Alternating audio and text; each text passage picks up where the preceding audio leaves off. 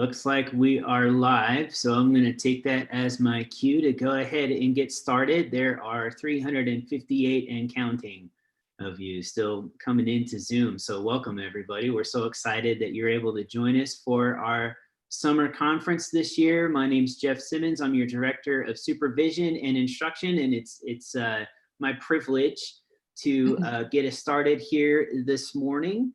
And I am going to start by actually kicking it over to our superintendent, Dr. Cheryl Charlton, as well as our IDLA board chair, Mr. Randy Jensen. So Cheryl and Randy, go ahead. Good morning. Thank you, Jeff, and welcome everyone. I'm so excited to kick off our first annual, hopefully only COVID-19 summer conference. I just want to say I really hope all of you are healthy and safe. This has been an incredible time in the field of education as well as just in general. And I want to really thank each one of you, as I know our Idaho school districts have really gone through a very difficult time. Some prepared, maybe others not quite as much. Additionally, I feel that your expertise, your professionalism, your dedication, your role modeling has been instrumental during this time period. Many superintendents have reached out to me and have indicated they are so thankful they had an IDLA teacher in their building. And I know for you going out and you think about your colleagues who don't have the background or the skill set in regards to online learning and outstanding online learning, you've been a role model, and we are so honored to have you and have you a part of this team. With that, I want to turn it over to Mr. Randy Jensen. And Randy and I have worked together for years and years, and I know Randy, as superintendent of American Falls School District, has heard many of the same stories and experienced some as well. So with that, thank you for your dedication. Thank you for being here, and I'll turn it over to Randy. Thank you. Hi, everyone. Hope you've all been able to have a little bit of a summer and had some fun so far this summer. And just like Cheryl, I'd like to just thank you all so much for your help, because of your help in your schools and school district, the transition this year to online learning has went way better in Idaho than most other states. And that really is to a lot of credit to all of you, and especially credit to our IDLA staff, because they have done such a great job in training teachers and sharing input and helping school districts and superintendents understand things. I just can't thank both the IDLA staff and all of you IDLA teachers and administrators for your work and help in this crazy time.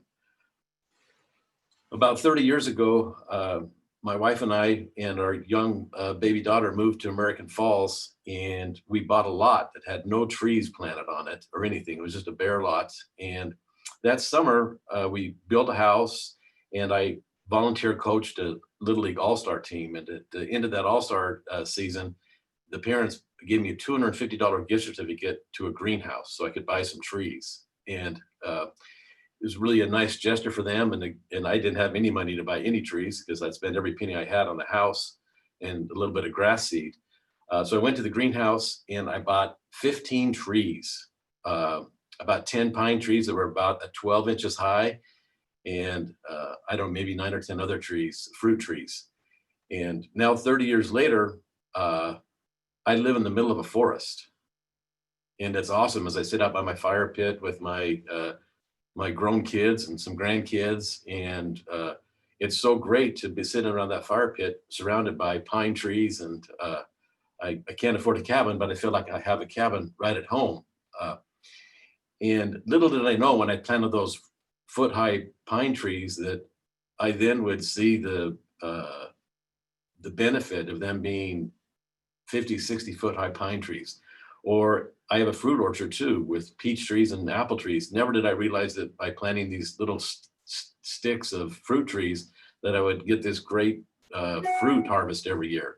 And so I just say that because I didn't realize over the years, trees don't just grow necessarily. They take some fertilizing and sometimes they take pruning and spraying. And I just want you to know that's what you do with your students every single day is you help them, you provide them the nutrients, the fertilizer.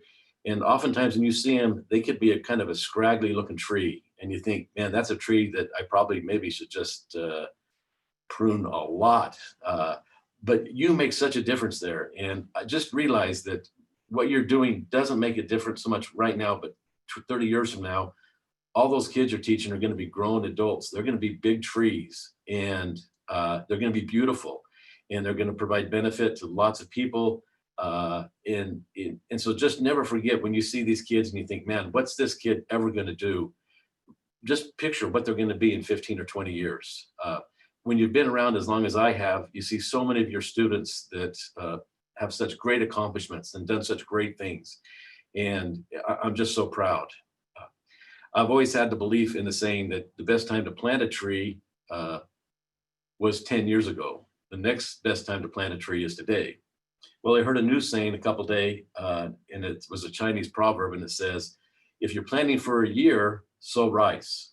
If you're planting for a decade, plant trees. If you're planning for a lifetime, educate children. And that's what you all do, is educate our children, and you're planning for a lifetime. Thank you all for all that you do, and have a great conference.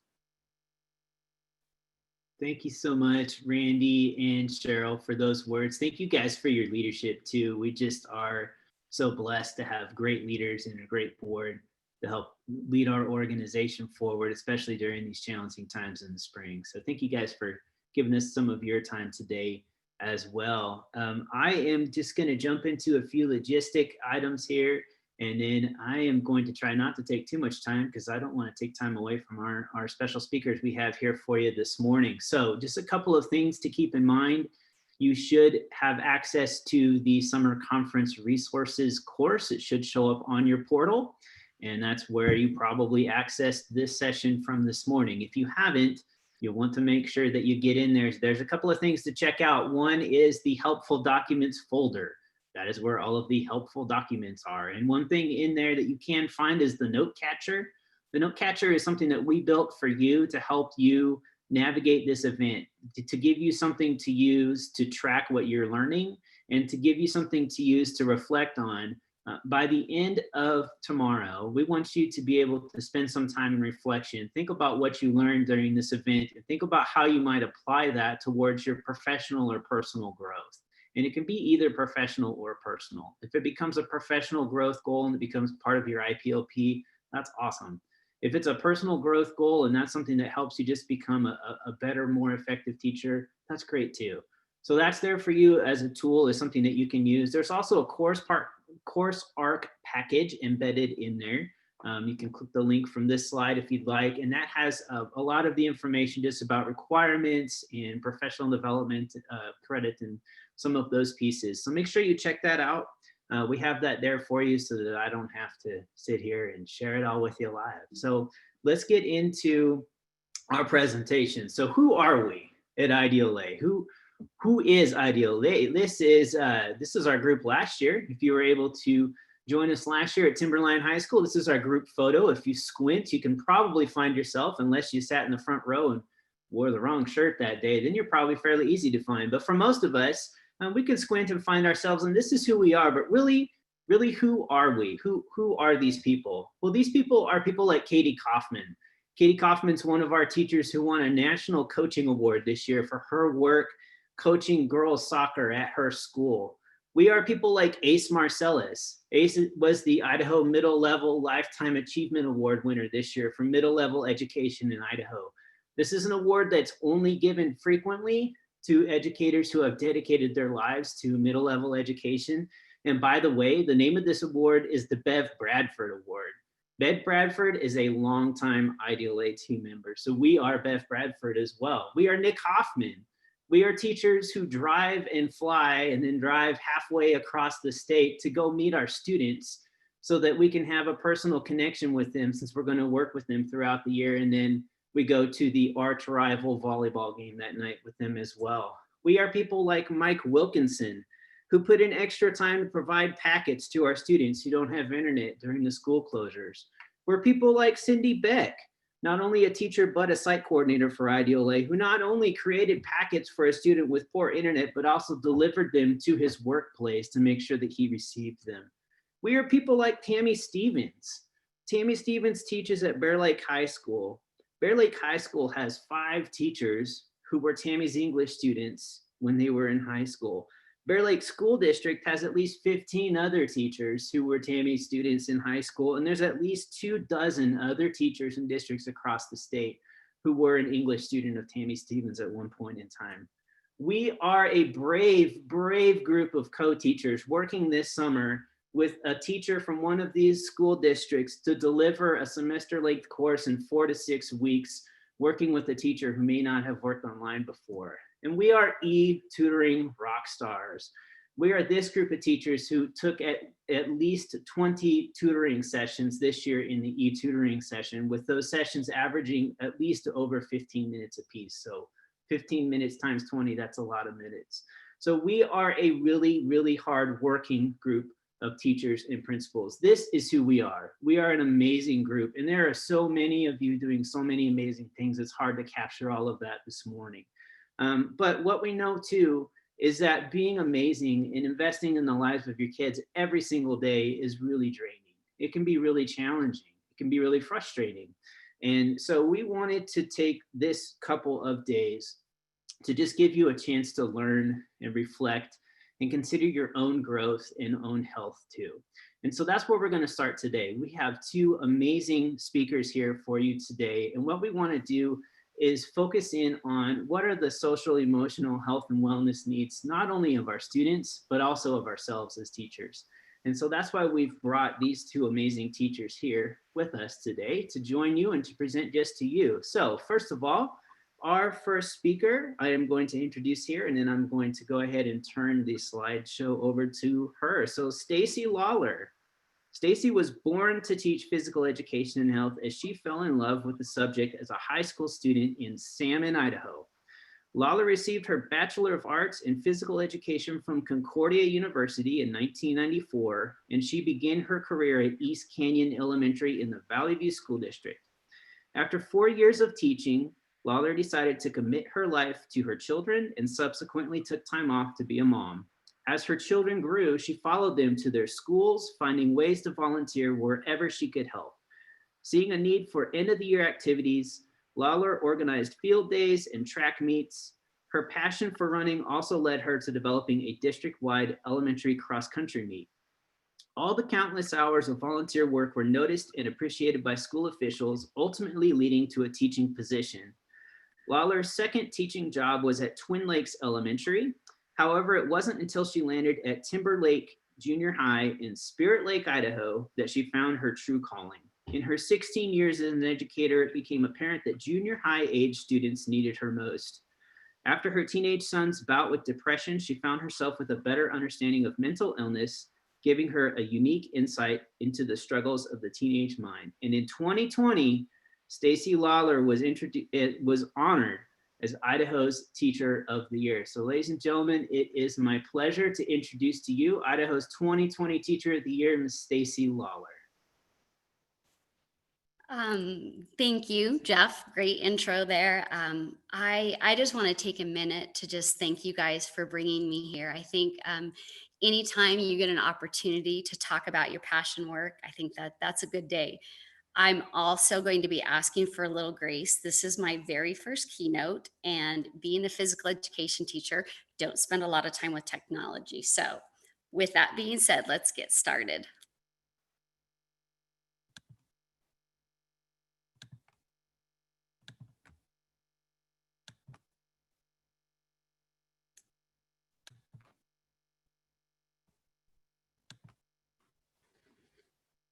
As I was preparing myself for today, I kept having flashbacks to my college days, mostly my education classes and my psychology one-on-one class.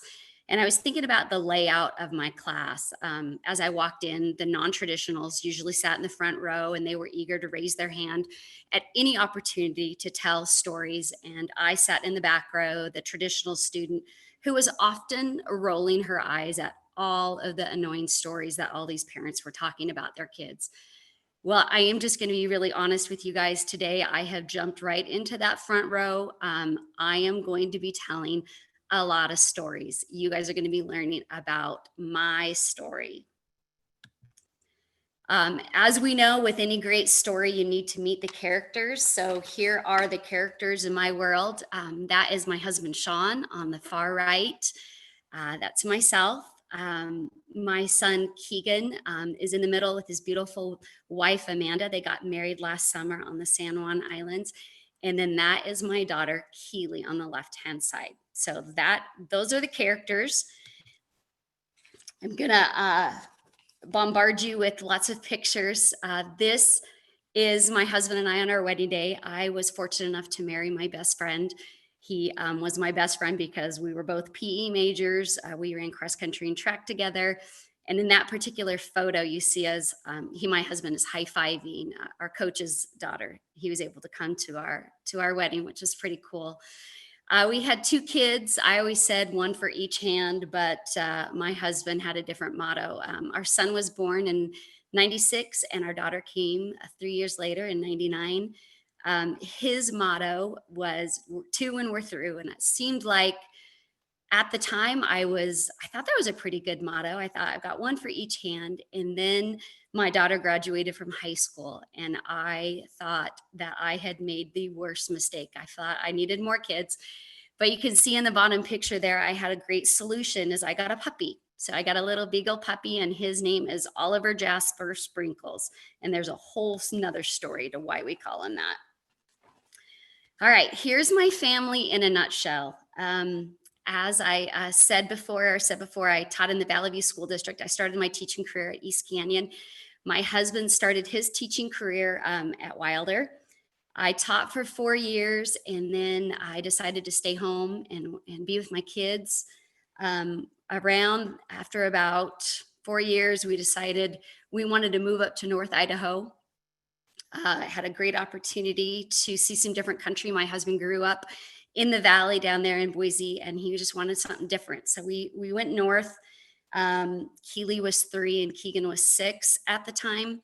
As soon as we moved up north, I bombarded my kids' school with lots of volunteering. I was that annoying parent they couldn't seem to get away with. I would say this is symbolic of 18 years of a very normal, typical family stuff. My kids loved school. They made honor roll. They had sleepovers. They participated in sports. Keegan, as he got older, moved more into drama. We were those parents that were at every single drama play.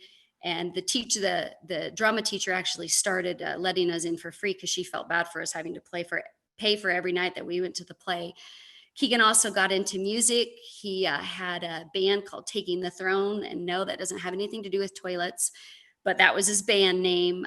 Keely, as she grew, kind of focused more on athletics, the wide range of everything from just club soccer to AAU basketball.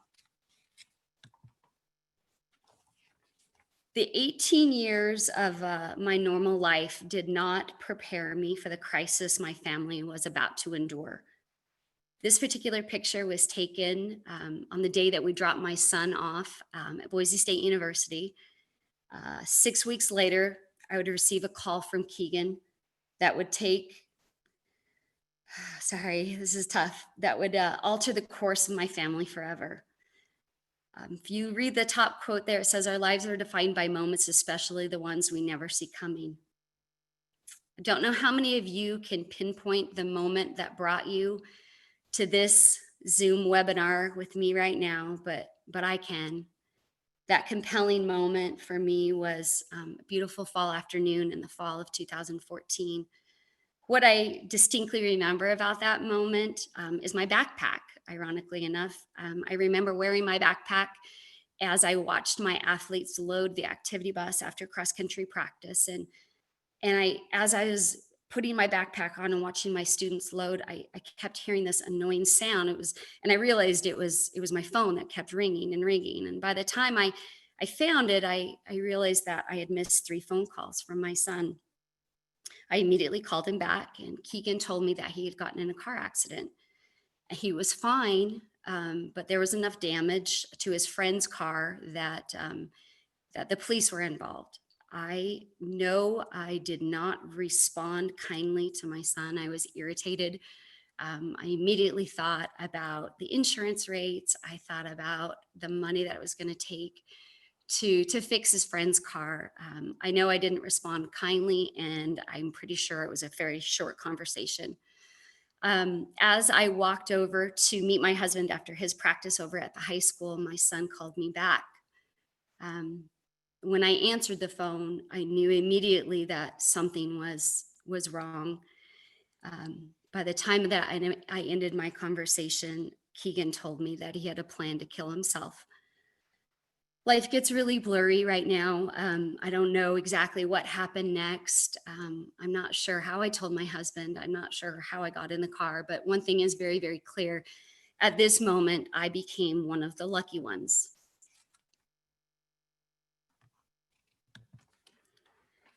I am one of the lucky ones because my son made that phone call to me and he wanted help. I am one of the lucky ones because my brother lives in Boise. And as soon as I got off the phone with Keegan, I said, Nate, you need to go find Keegan. He's at Ann Morrison Park and you need to make sure that he stays with you. I am one of the lucky ones because my sister is a mental health counselor and she told me exactly what I needed to do. She said, Stacy, you need to contact the Boise State Counselor's Office and you need to make sure all of his friends know what's going on and he is never to be alone. I'm one of the lucky ones because the counselor that saw Keegan at Boise State recognized immediately that he was in a crisis and that she recommended that he go into inpatient hospital care. I'm one of the lucky ones because when my husband drove down to pick up Keegan from the hospital, the psychiatrist had told them that Keegan was not to be left alone. My husband and I were both teaching. And the reason I say I'm the lucky one is because my dad, who still lives in Salmon, packed up his car, grabbed his dog, and he came to live with us. My dad gave up everything to help us at that moment. I'm one of the lucky ones because we knew that we needed to find a psychiatrist for Keegan. We had been told that in northern Idaho at that particular time, there wasn't very many psychiatrists, and it would probably take us a really long time to find someone. I'm lucky because the very first one I called, the lady who answered the phone asked me for my name, and I gave my name, and she said, Stacy, it's Dana. What's going on? And Dana was one of my friends from my PTO days at Twin Lakes Elementary, and she said, she listened to my story and she told me that she would get Keegan in immediately. I'm one of the lucky ones because Keegan's very first counselor that he went to, he absolutely adored. He had a great connection with. Through his counseling, we found out that Keegan really had been struggling with depression for a long time, but he really recognized it as starting in about 7th grade. We also found out through his counselor that we were really blessed because Keegan hadn't turned to drugs and alcohol as a coping mechanism. Most teenagers, or a lot of teenagers, do that. I am one of the lucky ones because my son was willing to try medication. He was willing to try anything to get better. But mostly, I'm lucky because my son is alive and he's thriving. He is currently working on his MFA at Western Washington in creative writing. You already know because you saw the picture, he got married this last summer. Keegan has depression and he will always have depression, but he's managing it.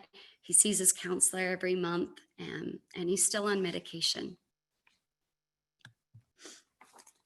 Another family picture, here we are, first day of school in that infamous fall of 2014. This picture is taken in our front of our fireplace. That's my daughter, Keely. You can tell the reason she's holding a 10, by the way, is Keely is a sophomore in this picture. There's Keegan over on the corner. We put him as a moose. And then, no, I am not going into 11th grade. That was my 11th year of teaching. And then that's my husband's 19th year of teaching. So Keely was a sophomore when Keegan came home. My daughter has a plaque in her room and it says, if God brings you to it, he's going to bring you through it. That plaque is still in her room with all of her sports trophies and memorabilia. Keely had her first panic attack a month and a half after we brought Keegan home. Again, I'm one of the lucky ones because I didn't know what was going on in the middle of the night when she woke my husband and I on that Thanksgiving, but I knew somebody who would, and I called my sister immediately. And she told me that Keely was having a panic attack, and she gave me coping strategies to help her with that until we could get her into a counselor. I'm one of the lucky ones because with Keely's anxiety, it made it really difficult to go to school. There would be days I would drop my daughter off at the front of the high school and she would beg me to not have to go to school. But I knew I needed to stay tough, and I knew the best thing for her would be to get out of the car. I'm lucky because the office staff at Timberlake High School took her in, and when Keely wasn't strong enough to go to class, she would just hang out in the office with the office ladies. They would find a space for her in the nurse's office. I'm one of the lucky ones because my husband and I had made a decision that we were going to be very honest with the Timberlake staff about what was going on with Keely, and we told them everything. They recognized the need my daughter had to not only get an education, but to be cared for. So they brought her all of her homework. She would sit down in the office and get her work done because you see, Keely is a perfectionist and her grades were really important to her. So being out of class provoked a lot of anxiety for her as well. I'm one of the lucky ones because Keely, her basketball coaches helped us make a plan because Keely's anxiety was really triggered by overheating. And if you can imagine playing the game of basketball, you're going to overheat a lot. Basketball was what kept her at school, so we know we needed to be able to come up with a plan. So her coaches and I devised a plan. When Keely was playing, she wasn't anxious, but as soon as she sat on the bench, if coach pulled her out, her anxiety would start. So we had a plan. As soon as she got pulled out of the game, she would get her water, she'd get her a little cloth, and she would run outside. She would get some cool air, and then she would come back into the game. I'm one of the lucky ones because we found a great counselor. Through this counselor, she was able to help us understand why Keely was self-harming. I didn't understand self-harm at that time, but I've learned a lot. And lastly, I'm lucky because my daughter has an incredible faith, and it was really through that faith that kind of pulled her through. I'm not going to lie, Keely is still struggling with anxiety. COVID-19 has really thrown her for a loop, but she has persevered. She graduated valedictorian of her graduating class at Timberlake. She played in 4 state championship basketball games, and her team won 2 of them. And Keely currently is a senior studying data analytics at Montana Tech. Ironically enough, my first year at Timberlake was that fall of 2014 that I've talked so much about. As I was navigating my family's crisis, I began to notice things about my students that I hadn't seen before. It's almost like there was my life before the fall of 2014, and then there was my life after the fall of 2014. Kept thinking, if this could happen to my very quote unquote normal kids, this could happen to anybody. What if all of my students were as lucky as mine and they had access to resources? They weren't afraid to ask, and they weren't afraid to be honest about their situation. I started really wrestling with the idea of changing the stigma that's associated with suicidal ideation, depression, anxiety, self-harm. And I realized it wasn't so much of a stigma to me. It really was my family's shame.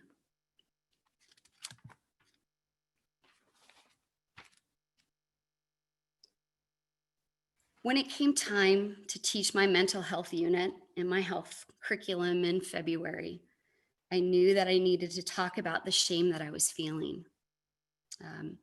There was a lot of questions I was getting about my children. People wanted to know why Keegan was home from college. They wanted to know why Keely would run out of the basketball games. I could hear the whispers. I could hear people. I would notice that they would stop talking when I would enter a room. So I asked Keegan and Keely both if I could share their stories. Keegan said yes. Keely said no. Keely was still struggling at this point, and I understood. So there I was in my health class, and I'm trying to explain shame to my students. My mission, I really only had one mission, and that was just to let my students know that they weren't alone. I was giving them facts because I felt like that was a good place to start. I was going to give them facts. I was going to be honest. I told them that Idaho bounces back and forth between the 5th and 6th leading the highest rank on suicide fatalities. They needed to know that. I didn't want to scare them, but I wanted to be honest about what suicide was, what mental health problems were. In my attempt to try to explain some shame to them, I would often use the analogy of a broken arm. And I would talk about, when a kid breaks their arm or they break their leg and they come back to school, everybody wants to sign the cast. Everybody wants to ask what happened. They want to hear the story. But when a student comes back from a behavioral mental health hospital, nobody asks them anything. They don't know what to say, and it's uncomfortable. In fact, right now, I want to ask you guys, and I know that we're all at home safe, probably just listening by ourselves, nobody else is around, but I want you to think about this. If I asked you right now, how many of you have ever broken your arm, most of you just raise your hand if it had happened. Maybe if you were in a room full of people, you'd probably feel the same way. But the question that I want to ask is, as you're sitting in your room, if I ask you, how many of you know somebody who's completed suicide? How many of you have thought about suicide? And maybe it's easy at home, but if we are in a room full of people, would we still have the same feeling, or would that shame come to you as well? After I gave my kids facts, I decided that it was time to share Keegan's story. And I'm not going to lie, that was probably the hardest lesson I've ever taught. And honestly, every year that I talk about Keegan is hard. But I knew that so oftentimes in life, the hardest things that you're doing are the most important. The response I got from my students was immediate, and it was overwhelming. I knew that I was opening the door about being honest about my situation, was giving my students an opportunity to be honest about their situation. I kind of called it my war cry, but it definitely is something that I say over and over, and that it's okay to not be okay. What we have done since my first year of teaching this new kind of mental health curriculum is we've added a couple other things to our school. We've added Sources of Strength as well as the core project. Sources of Strength is a nationally recognized program. Some of you probably have heard about it before, but it is an amazing program that really kind of focuses on some of the basic things. When you talk about suicide prevention, the concept behind Sources of Strength is really just, it's a program that's designed to try to catch kids before they fall over the waterfall. We want to catch them as they're going down the river. We don't want to act in retro when we're trying to catch them as they fall. The basis is really this wheel that I'm sharing with you guys right now. This wheel works, and I'll tell you a little bit about it in a second.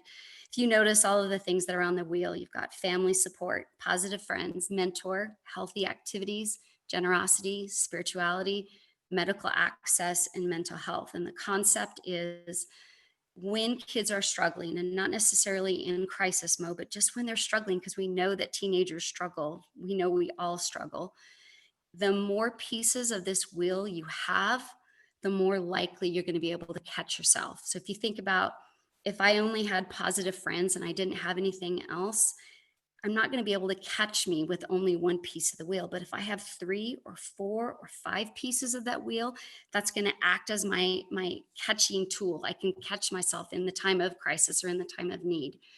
I use this wheel with my daughter She was a freshman in college, and she came home and she was struggling. And I went through that, and we realized that Keely didn't have any pieces of the wheel. So we sat down and was very purposeful. I said, all right, so we're going to find some healthy activities. You need to find a professor at school that you can connect with for your mentor, positive friends, and maybe, go back to church, work on your spirituality and your generosity. So Sources of Strength is just one of the tools that we use. We also have another program called the Core Program, or the Core Project rather. It's a social and emotional learning. It really helps support students to be successful in life. I've been blessed at my school because on Monday mornings, my principal has actually set aside 35 minutes every Monday, and we work with our students. So we break them into small groups, and we are either working with our students on the Core Project, or we are working on Sources of Strength. So I felt like I needed to throw COVID-19 in here as well, because I feel like it's definitely affecting my students. I have seen a lot of my students struggling. Oops, sorry. With this new reality, my daughter being one of them, she realized last year that she has an autoinflammatory disease, which because of the medicine that she takes, it makes her more susceptible. It's a scary time for kids who already have anxiety and are already dealing with depression. But what I've noticed with my own students is that I've got a lot that are, I've never struggled before, and they're starting to struggle now. So I guess the reason I put this in there is because I just want us to all be more aware, especially if things continue like they are. The realities that our students are facing are pretty tough right now. After I taught my first mental health unit, I had a teacher that had been working at my school for a long time approach me. And she came out of a place of love. It was not ill intent, but she was very concerned. And she said, Stacy, if you talk about suicide, kids are going to do it. It's going to put it in their head. And that was the moment that I realized that I needed to not only educate my students about mental health, but I needed to educate the staff. One of the first things that we looked into doing with our school district is a program called QPR. It's Question, Persuade, and Refer.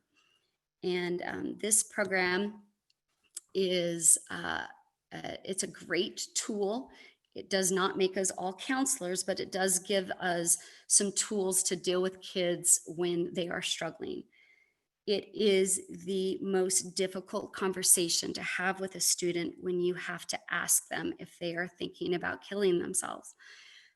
It is a very scary and it's a very daunting thing to do.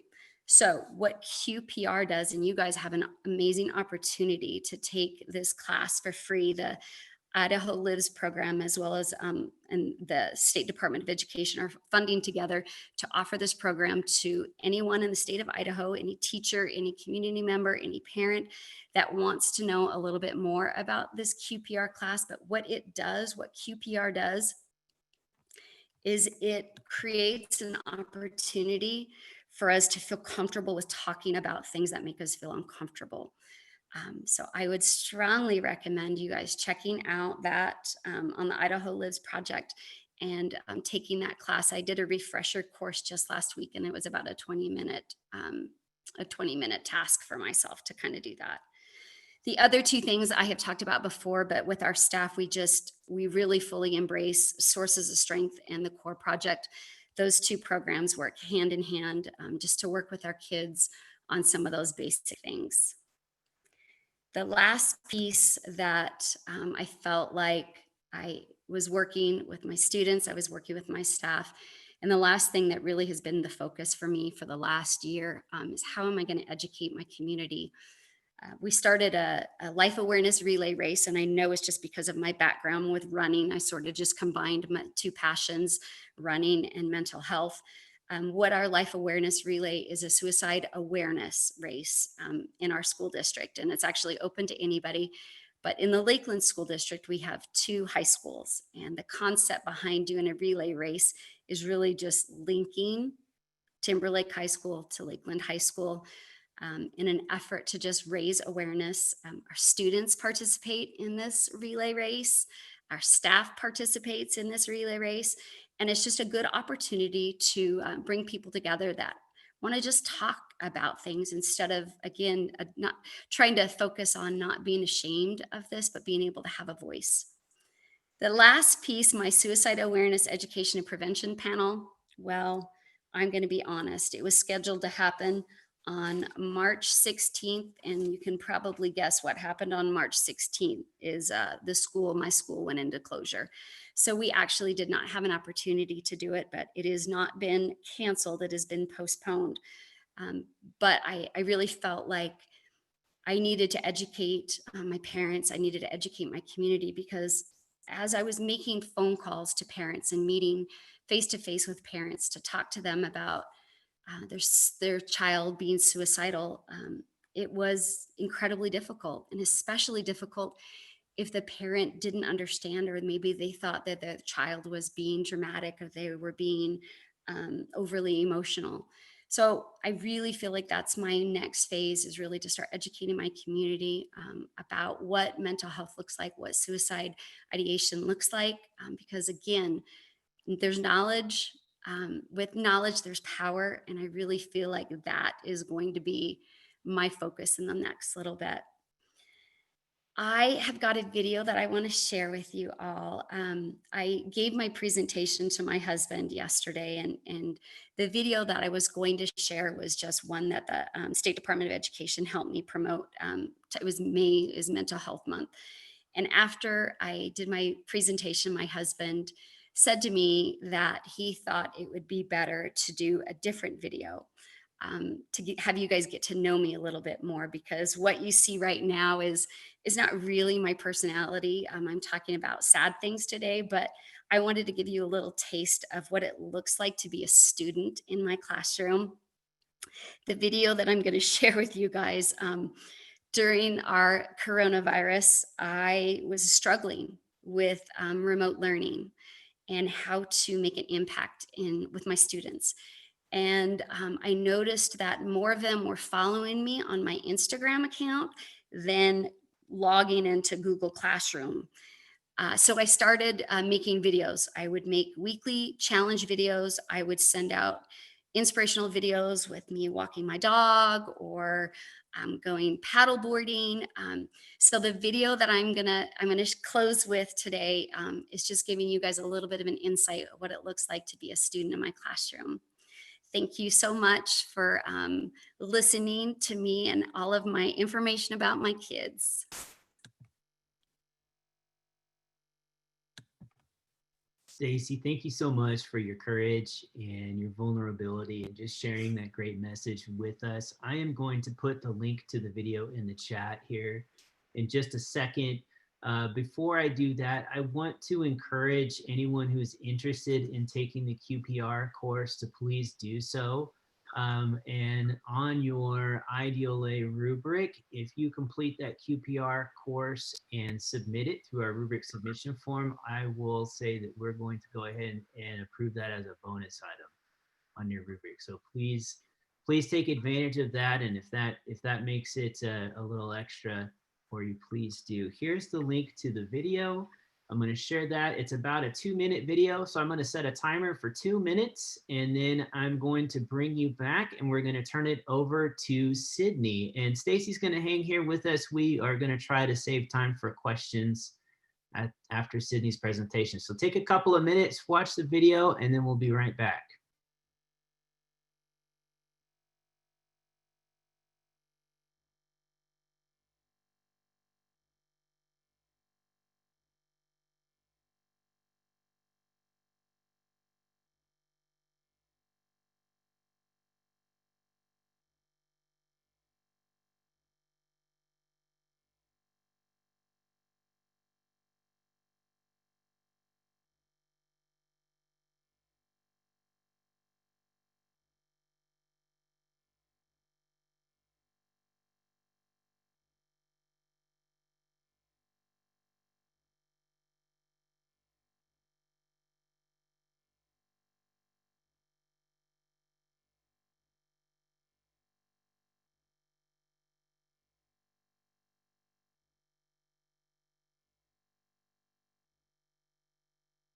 All right, now I'm going to reset my timer because I just sent that link to the wrong people. So there it is in the chat where you can actually see it. I'm like, I can see it. What's wrong with you people? Okay, it's me. So there's the link.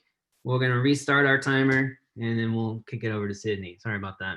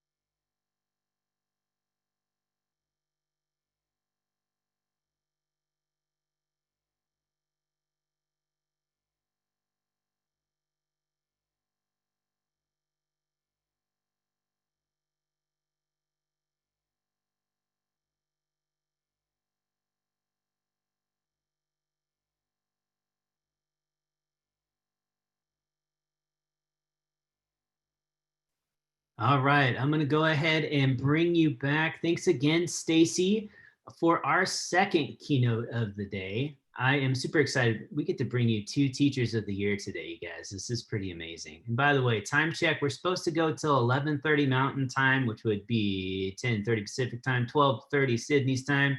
If we end up going a little bit long, I'm okay with that. If you guys want to hang with us a little bit longer so we can do some Q&A, we will do that as long as Sydney and Stacy are willing to hang here with us. But if you have, made plans and you have to bail right at 11:30, we understand that. So just want to throw that out there. Let me transition into our second speaker here today. So Sydney Jensen is a Georgia native and a 9th grade English teacher at Lincoln High School in the epicenter of America's heartland, Lincoln, Nebraska. Lincoln is one of the nation's top cities for refugee resettlement, and students at Lincoln High speak more than 30 languages. Jensen also serves as an instructional coach, working with new and veteran teachers to provide instructional support and mentorship. In recognition of her work in the classroom and the school community, Jensen is the 2019 Nebraska Teacher of the Year. She is a passionate advocate for increased mental and emotional wellness supports for both students and the teachers who serve them. When she is not teaching, she is traveling to speak to teachers and policy leaders on the importance of supporting teacher wellness. In 2019, she gave an official TED Talk on the impact of secondary traumatic stress and compassion fatigue on teachers who work with students experiencing trauma. Her talk has received over 2 million views to date. If you haven't watched it, I would encourage you to do so. It's really good. Jensen earned her BS in English education from the University of Georgia in 2013, go Dogs, and a master's degree in educational leadership from Doane University in 2020. Ladies and gentlemen, please help me welcome Sydney Jensen. Thank you so much. I'm so excited to be here. I was really looking forward to visiting Boise since I've never been there before, but this is the next best thing to be able to connect with everybody virtually. Definitely want to shout out Stacy. That was an amazing presentation and takes so much vulnerability to share such a personal story. I know that I am going to carry that with me in the future, and I know that y'all will do the same. Again, my name is Sydney Jensen. I'm the 2019 Nebraska Teacher of the Year, and I am so lucky that I get to serve the students in the school community at Lincoln High in Lincoln, Nebraska as an English teacher and as an instructional coordinator. What that means is I get to partner with new and veteran teachers to help them reach new instructional goals, try new things in the classroom that take a lot of courage, and give feedback when asked. But it's a really cool way to partner with other teachers. I have my Twitter handle and my Instagram handle here as well. If you have follow-up questions or want to chat later, I love expanding that professional learning network and would love to connect with you in that way too. So first I'm going to tell you a little bit about where I'm from. I grew up in Eatonton, Georgia. It sounds like there are some other fellow displaced Southerners that are joining us today. Eatonton is really in the dead center of Georgia. It's mainly a dairy farming community. We're the dairy capital of Georgia, in fact, and have a dairy festival every year that is in no way related to the restaurant. I like to use this picture when I talk about Eatonton because it is in a lot of ways really iconic. If you've ever seen the 1992 hit movie, My Cousin Benny, you might recognize this peach stand because it is prominently featured in the opening credits. This particular peach stand is about a mile up the road from my parents' house where I grew up. And it's really a landmark. Not a lot of people, even in the state of Georgia, have heard of Eatonton, but everybody knows this peach stand. It is on the highway that you take if you're going from South Georgia to Atlanta.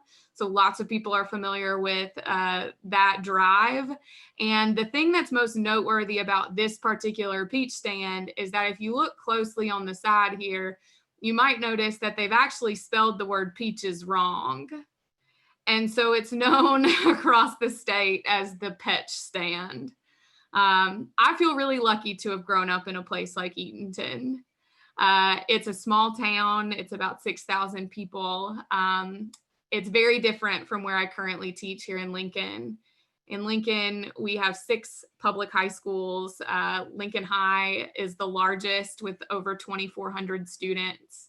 That's pretty drastically different from my experience growing up. You know, Eatonton has 1 elementary school, 1 middle school, and 1 high school. I graduated with the same 80 or so people that I started kindergarten with. And so it's been a really interesting growth experience for me, transitioning to be here in Lincoln. The next question people often have is, how did I end up in Lincoln, Nebraska, coming from such a small town in Georgia? While I was a student at the University of Georgia, I call it an opportunity that I had to either move home with my parents or do something different. And I decided that I had always wanted to work at a summer camp. I'm the youngest of 4 kids. My mama works for the United States Post Office. My dad worked for the DOT, the Department of Transportation. So, you know, we didn't grow up with a lot of expendable income. I never got to go to summer camp, but I remember watching shows like Salute Your Shorts on Nickelodeon as a kid. And I thought it just seemed like it was so cool to do things like canoeing and horseback riding and archery. And so I decided that it would be fun to work at a summer camp. I ended up working at YMCA Camp Kitaki. It's about halfway between Lincoln and Omaha. And as fate would have it, that's where I met my husband. We were camp counselors together. We finished out school at our respective universities and then got married in 2014. And I've been a teacher with Lincoln Public Schools ever since. And when I really think about it, the reason I became a teacher has a lot to do with turtles in sort of a weird way. When I first went off to work at summer camp, I was a pre-pharmacy major, which now I sort of laugh at myself because I really struggle with like basic addition. And pharmacy school, as it happens, requires a lot of math. And so I definitely wasn't thriving in that choice of major when I first got to UGA.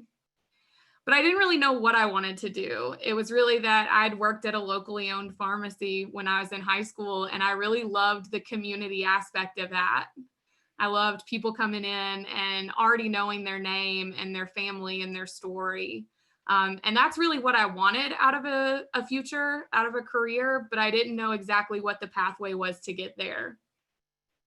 But one summer, while I was working at Camp Kitaki, I was counseling this cabin of about a dozen 10-year-old girls. And camp is really beautiful. There's this pond just right in the middle of main camp.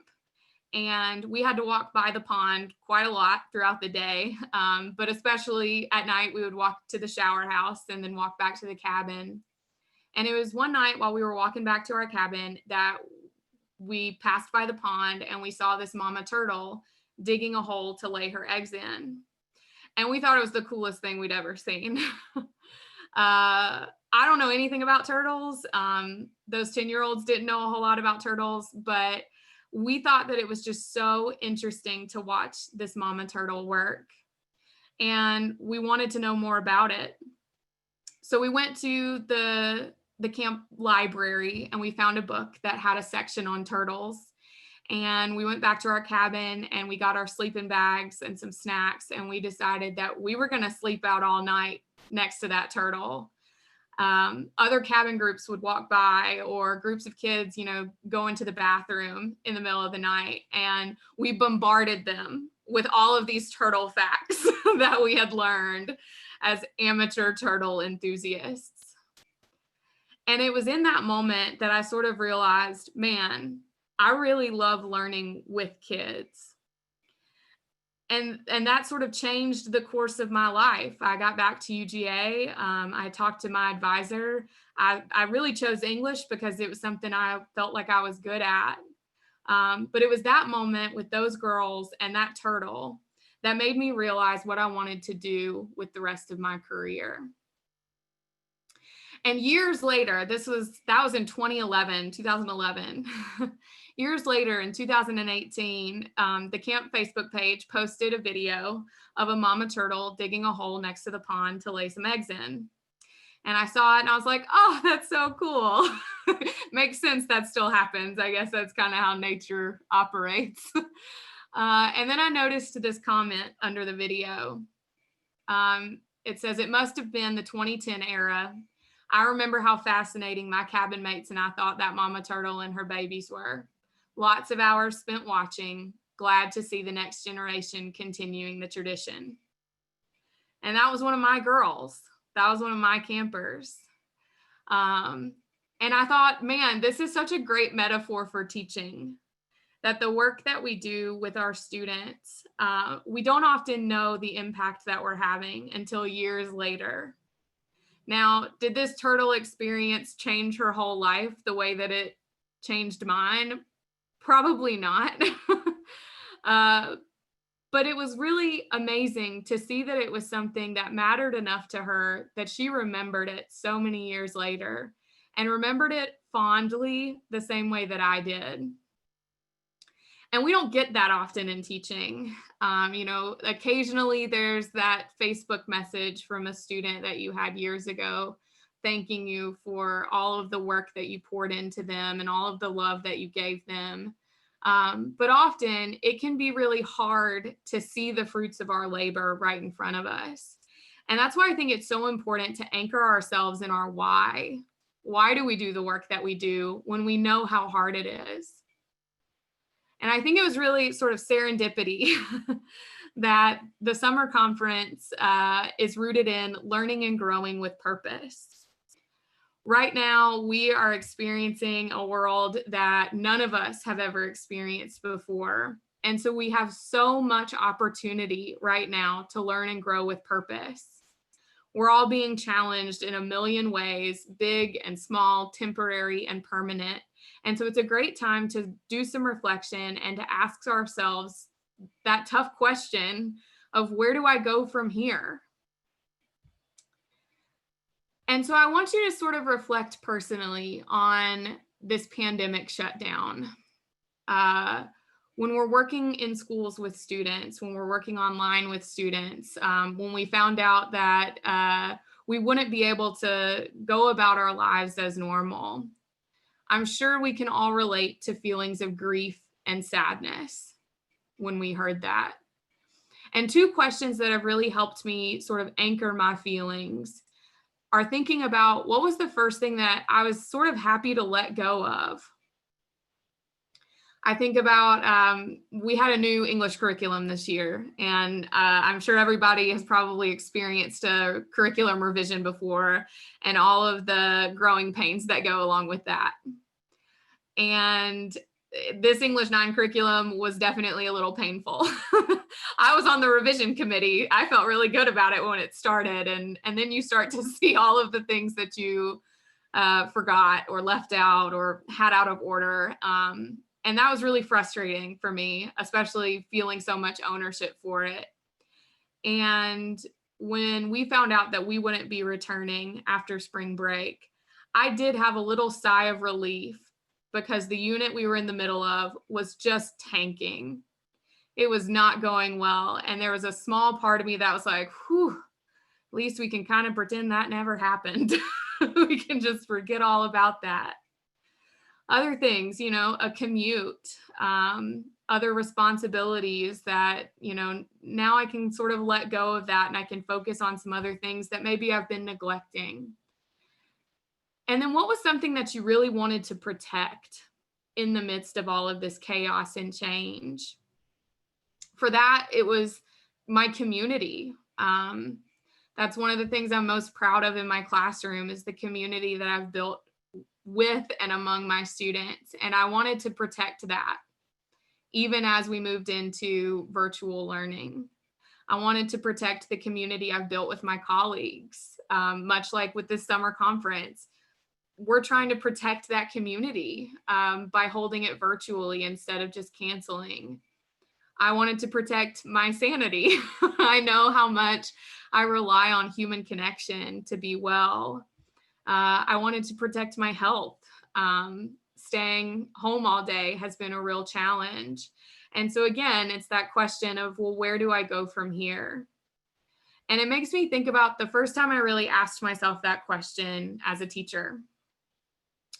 At Lincoln High, we have a class called Reading Elements. Reading Elements is for students who are in grades 9 through 12, but they read on a 3rd to 5th grade reading level. And so they're considered highly deficient in reading. They have to pass a reading graduation demonstration to be able to graduate from high school. And so as teachers of Reading Elements, it's our job to help get them to that proficiency to be able to pass this class and graduate. And so it's pretty high stakes. I taught that class my first year at Lincoln High and again my second year at Lincoln High. And it was in that second year where I was feeling like pretty good about myself, you know, like I'm not a first year teacher anymore. I've done this curriculum before. I totally know what I'm doing. And it got to the very end of the school year and it was the last day of school. And the bell rang and it was time to go home for summer and kids were excited and I was excited. And I stood at the door telling everybody to have a great summer, come back and see me next year, stay in touch, let me know if you need anything. And my student David was the last kid out the door.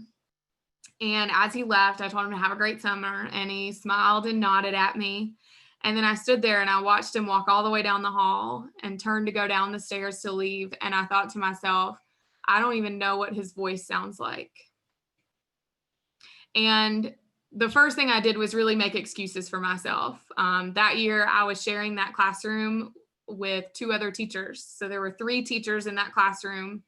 Amongst those 3 teachers, I think there were 5 preps being taught in that room. Some of those classes were, 17 kids and others were 32 kids. And so we'd really decided all we can do is have students, desks in rows. The class was so huge that it was hard to physically get to David. He sat sort of in a back corner. He followed directions and was quiet and well behaved. And so there weren't a lot of times that I was required to go over to him to deal with anything. He never asked questions. And then, it was time to stop making excuses. And I thought about all the ways that I'd messed up. that I was doing all the talking. I was the sage on the stage. I didn't give kids any time to share with me.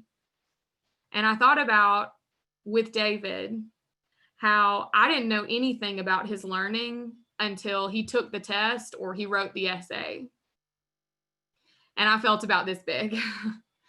And then I thought about all the other kids in the room, those more extroverted students, the ones who came bounding in to tell me about their baseball game, what they did that weekend, how big the fish they caught was.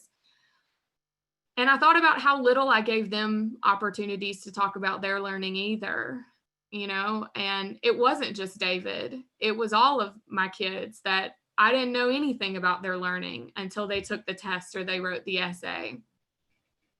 And that was sort of a moment of reckoning for me, where I had to reevaluate everything about my teaching.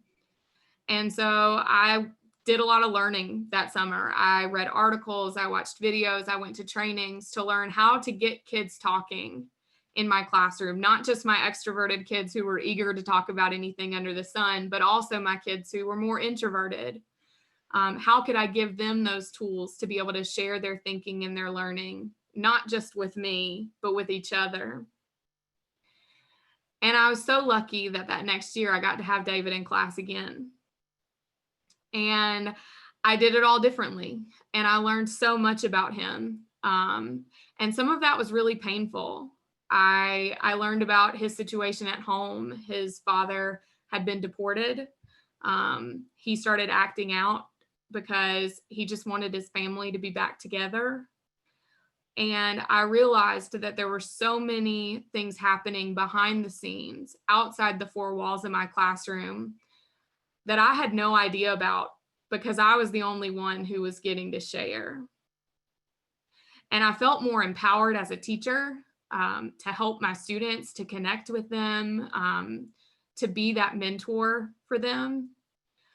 But I also started to recognize more clearly the weight that we carry as teachers. When we think about trauma, often our gut reaction, our instinct is to think of single incident traumatic stress, an event like a car accident.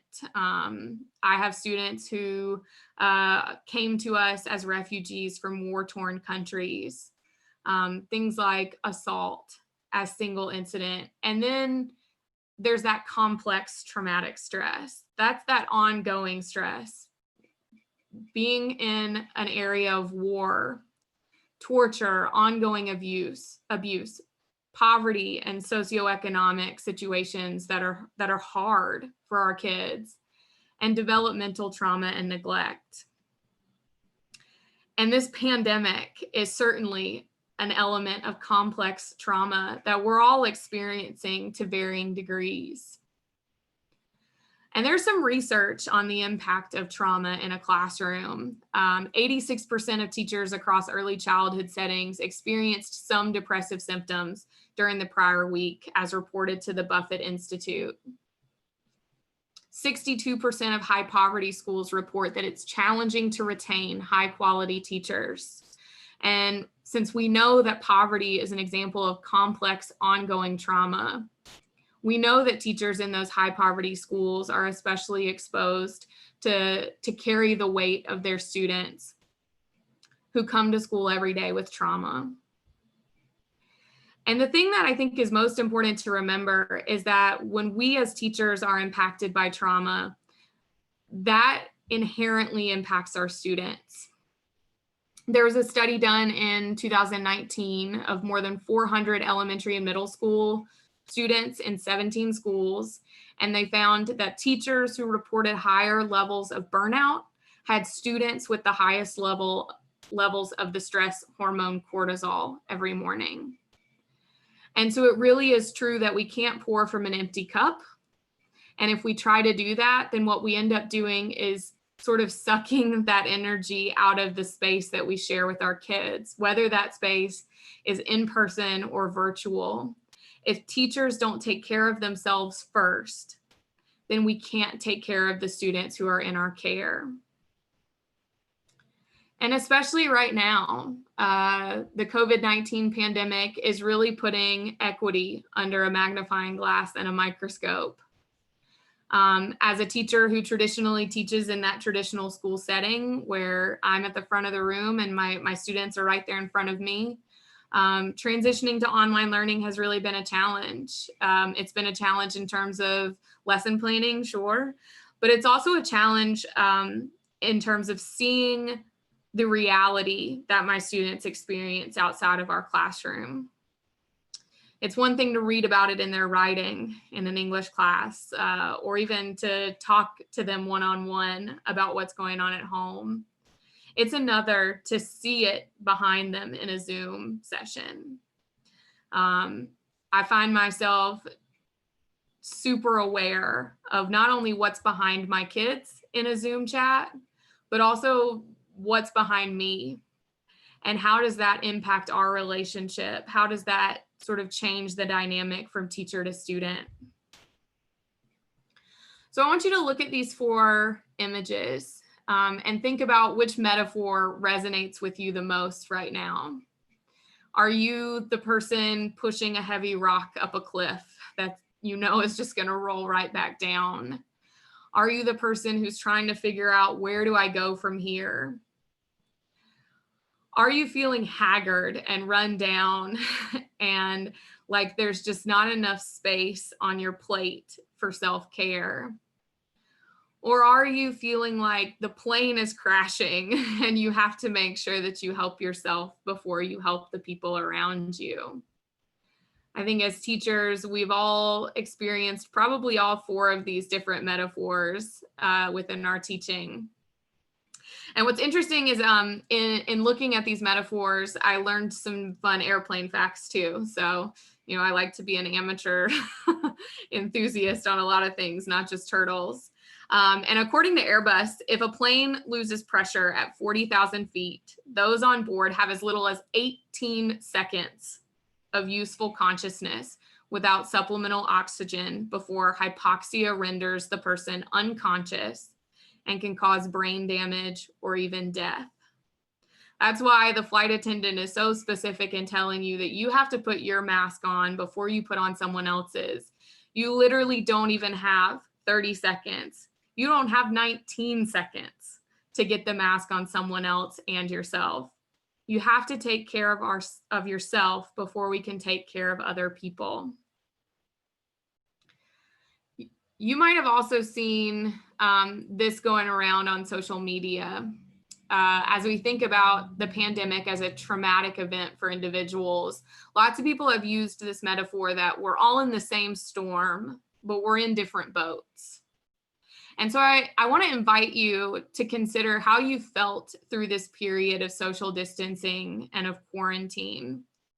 And if you feel comfortable, in the chat, write 1 to 3 words to summarize sort of your overall response to the past 2 months. When I ask this question, I usually see responses of people feeling like there's just an overwhelming sense of uncertainty,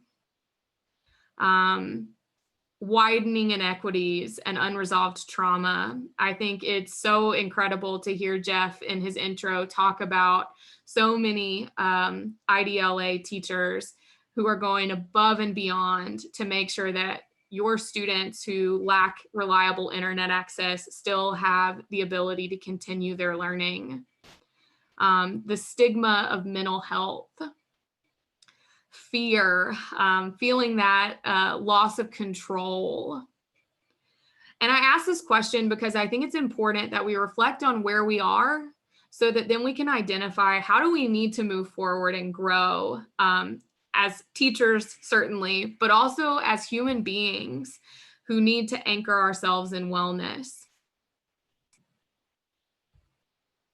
And so here are some individual strategies that you might use moving forward and that I hope you're sort of already using even today. I like to say that self-care is more than just a manicure. Sometimes it gets a bad rap. We decide like self-care is just, you know, getting your nails done, treating yourself to something, some sort of pampering. But the truth of self-care is that it should be something that happens with intentionality every single day. It shouldn't be a special occasion. It should be something that you commit to yourself all the time. Things like journaling. I, teach English, and so I tend to enjoy writing, but if you are not a person who loves that, know that journaling does not have to be paragraphs and pages. Journaling can be words, bullet points, a sentence. I like gratitude practices, taking time each day to reach out to someone that I care about and express that to them. One of my colleagues, Dominique Kelly, she's just amazing. One of the things that she said to me, I think 2 weeks into our shutdown here in Nebraska, she said, I am going to love so much more intentionally when this stupid virus is over. And I was like, yes. I spend too much time thinking to myself how great people are without actually telling them. And that's something that I want to make sure that I'm putting emphasis on moving forward. Meditation and healthy hobbies, like taking your dog for a walk every day, playing guitar, picking up something new. Recently, I've started using Duolingo to try and brush up on my Spanish, and that's something that it is sort of, there's some immediate gratification there because it's a very fun app. But also I feel like I'm really working towards something. And any other aspects of self-care that work for you.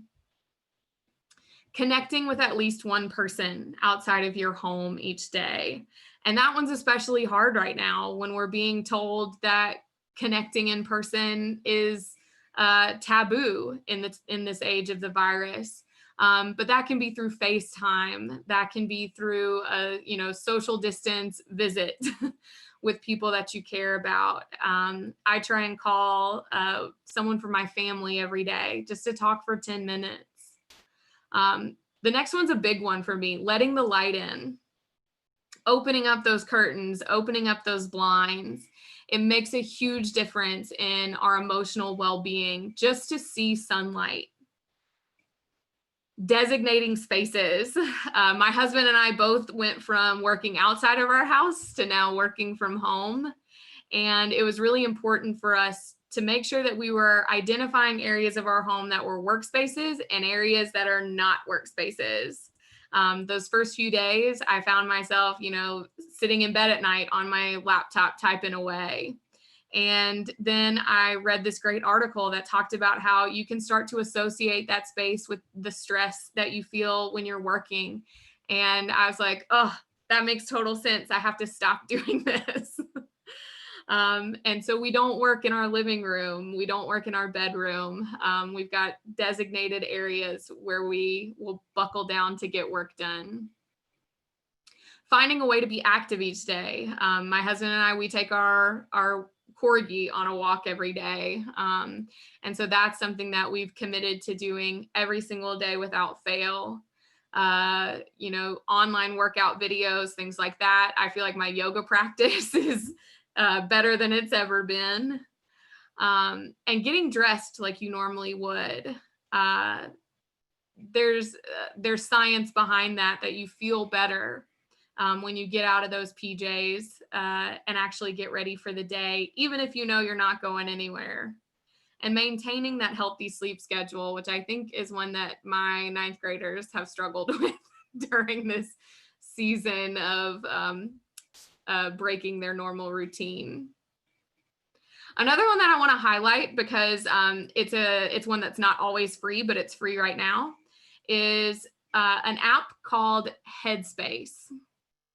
And the Headspace app normally costs money, but right now it's totally free for educators.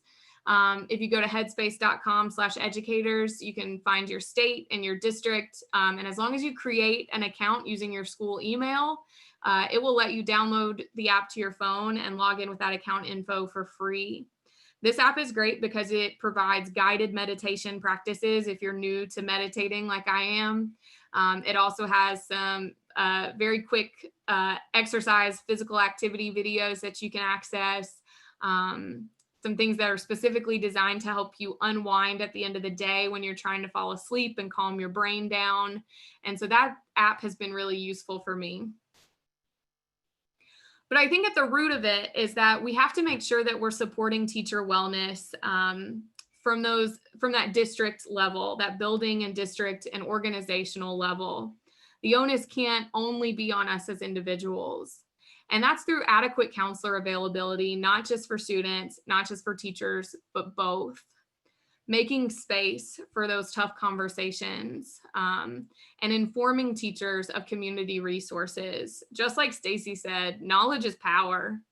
And I feel so much more empowered to help my students when I know that there are places, whether it's websites or community organizations, that I can connect my students and their families with when they're in crisis, when they need support and help. Otherwise, I find myself going home at the end of the day and just feeling hopeless. And that's not good for anyone. That's not good for me as a human. It's not good for me as a teacher. And it's certainly not good for my students. And my belief is that the root of wellness is in connection, that selective vulnerability, when we share pieces of ourselves with our students and our colleagues, whether it's stories from our childhood, successes in the classroom or out of the classroom, and failures. And it's through that selective vulnerability that we are able to humanize ourselves, and we're able to build and cement relationships with other people. And that's the foundation for building a culture of comfort and being able to take risks in your classroom that are going to lead to huge growth for your students and for yourself. In my classroom, I start off the year with this icebreaker activity. Like I said, I teach at Lincoln High. One of the really cool things about Lincoln High is that our mascot is the lynx, not like the animal, but like a chain. As far as we know, we're the only high school in the whole world who uses this as a mascot. And out front, there's a statue of 4 links connected like a chain, and each link stands for something. So our links stand for tradition, excellence, unity, and diversity. And I see my job as a 9th grade English teacher as more than just teaching English. I am also responsible for helping my students feel connected to Lincoln High and feel like they are a part of that community. And so the first day of school, I teach them the meaning behind those 4 links. And then I give each of them a strip of colorful paper and ask them to write a 6-word essay on it that in some way describes or represents or embodies their identity. And we staple those links together to make a daisy chain, and we hang it from the ceiling. It gets connected to the links from the class before them and the class before that one. And it really serves as this symbol throughout the school year that we're all connected, that we're part of something that's bigger than just ourselves. And I love that it's concrete. It's something that every single year I have kids come back to my classroom and they can still point out where their link hangs. They remember what they wrote on it, which I attribute to that 6-word requirement that they have to really think about what they're choosing to write on that link. And it's something that really matters to kids. And so something that I've struggled with this pandemic is how to build that connection between and among students and between students and our school community in the absence of that face-to-face connection. I think about my incoming 9th graders who have never set foot in our building, who have never shared a space with any of us. And what will that look like in August if we have to start out with remote learning? And that makes me go through sort of all of those stages of grief again that I felt when the pandemic first hit. We are probably all familiar with those 5 stages of grief: denial, anger, bargaining, depression, and acceptance. What's interesting is the original authors of the 5 stages of grief actually came out with a second book where they proposed a 6th stage of grief called Finding Meaning. And I think that's been something that's really helped me to anchor myself in this work that I'm doing to prepare for whatever may come in August. and knowing that teachers are superheroes. And if you want something to get done, you ask teachers to handle it. Because where there's a will, there's a way, and teachers have more will than anyone else. And so I'm trying to anchor myself in finding meaning. What do I hope will be the meaning through all of this experience? Is it just changing the way that I intentionally show how much I care about other people? Is it thinking of new ways to build connections from a distance? Is it highlighting those inequities and fighting for them for our students? And so I challenge you with that same question. What do you hope or believe will be the meaning that we find through this experience? So I have to talk about at least one book. One of my favorite books is called Stranger in a Strange Land. It is about a character named Michael. And Michael is a Martian. He is a human being, but he was raised on Mars. And he comes to visit Earth, and he realizes that there's this major difference between Martians and Earthlings. And the word that they use for it on Mars is grok. And grok means I drink fully of this moment. He talks about how on Mars, everything is so precious, a single drop of water, a breath of air. And on Earth, we take those things for granted. And so with each day, with each new challenge that this experience is bringing us, with each new challenge that teaching in a normal world brings to us, I want you to always remember to grok, to drink fully of this moment, even in times of struggle. And one way that you can do that is to really sit down and think about, what do you commit to yourself? And what do you commit to your students in your school community? This is something really simple, but very concrete that you can write down as a wellness creed for you and your family. So for example, with myself, I am committed to clocking out every day at 4 o'clock. Work can wait, family can't. And so, you know, working from home, I could let myself work until 10 o'clock at night. But being intentional about clocking out at 4 every day and resisting the urge to check my email during that family time. Commitments to my school and my students, responding to their emails within 24 hours. As I look towards August and think about all of my fears and anxiety and uncertainty, reading or watching something for professional growth for 15 minutes a day, so that I can anchor myself in that wellness. But also remembering that the most important thing, the nucleus, the core, is to maintain connections with the people that I care about, my students, my colleagues, my friends, my family. And so I think about this really popular poem from Tolkien. And I think the first line and second line are really, really popular. All that is gold does not glitter. Not all those who wander are lost. But it's actually that last line that I love the most. The old that is strong does not wither. Deep roots are not reached by the frost. When we root ourselves in connections with other people, when we root ourselves in intentional wellness, no frost can reach us and bring us down. Thank y'all so much for going on this adventure with me. I am so excited to see you continue to learn and grow, and I'm so thankful to be able to share this moment and grok with all of you. Thank you so much. Thank you so much, Sydney. That was so great, so encouraging and inspiring. There was some great comments flowing through in the chat there as well.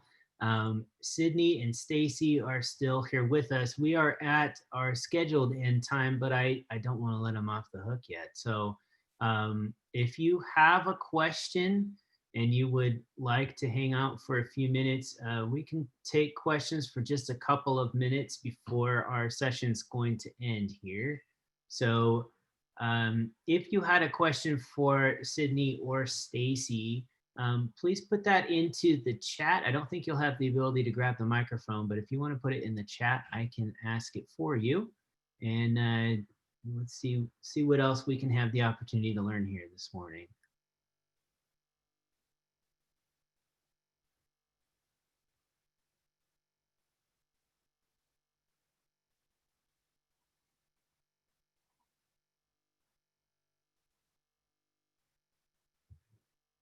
One question for the link to find the QPR course. Jennifer's been doing a great job of providing those. I'm going to ask her if she can drop that back in there.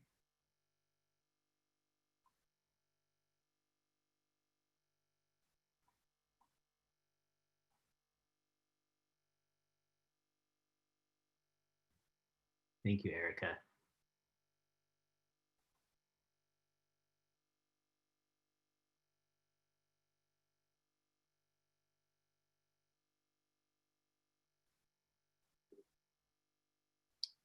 Can we add links to the resources folder for future reference? We can probably do that. So I think somebody on our team can make sure we get that in there. And you will have access to this presentation. It was archived, so we will post that within the summer conference course in case you want to go back and review.